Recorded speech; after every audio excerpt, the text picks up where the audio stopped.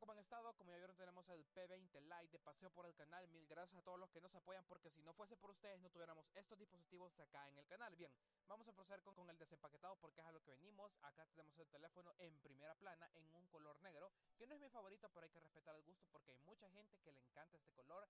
Es increíble el teléfono en la mano, se siente súper bien, no pesa casi nada, pesa 5 onzas a lo mucho. Y bueno, acá tenemos el cargador de ultra super carga rápida, ¿no? El quick charge, para que vean que si la soporta. Traen unos audífonos de cortesía, gracias, porque el jack de 3.5 se preserva, y el cable USB tipo C. Los bordes son como redondeados, muy bien esculpidos. Pesa muy poco, señores, solo 5 onzas. Incorpora, claro, doble cámara 16 más 2 megapíxeles con un autofocus y apertura de 2.2.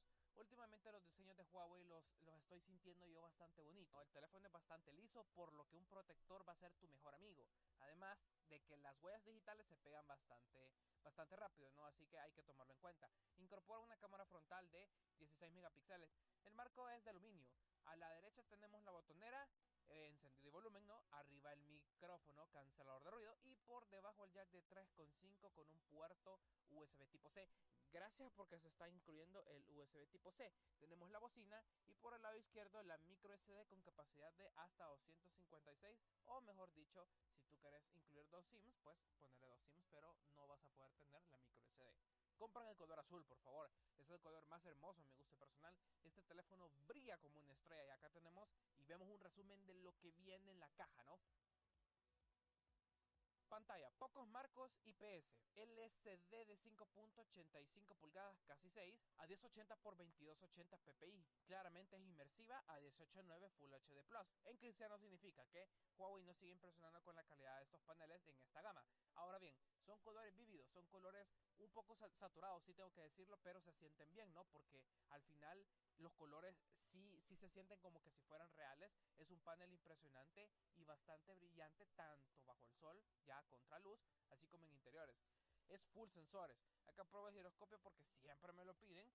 Así que trae acelerómetro, giroscopio, sensor de proximidad, compás. Ya viene con Oreo. Lamentablemente no es el 8.1, pero sí es el 8, y probablemente sí ocupen los parches que vienen, ¿no? Trae 4 GB de RAM, y en potencia trae el Kirin 659, conocido ya obviamente en el Mate Slide y el Huawei P Smart. 3000 mAh de batería, y trae esta carga rápida que sí potencia bastante el rendimiento. Otra de las cosas que me ha dejado con la boca abierta es lo fluido que va con este procesador. Tiene una Mali T8330MP2, que ya es conocida también. Pero ahora, todos los juegos que hemos probado, con todos ha podido. Es decir, no me malentiendan, si me pedían un teléfono gamer, pues esta es una opción gamer. Va a rondar los $500 más o menos, y con múltiples apps, inclusive pasándonos entre juegos, que los ponen en pausa obviamente cuando no los estás usando. Pero si te pasas entre aplicaciones o entre juegos, el multitarea es increíble, es fluidísimo. Estos 4 GB le han sentado muy bien. Están viendo en estos momentos las fotos tomadas con el P20 Lite. Obviamente querían saber de cámara.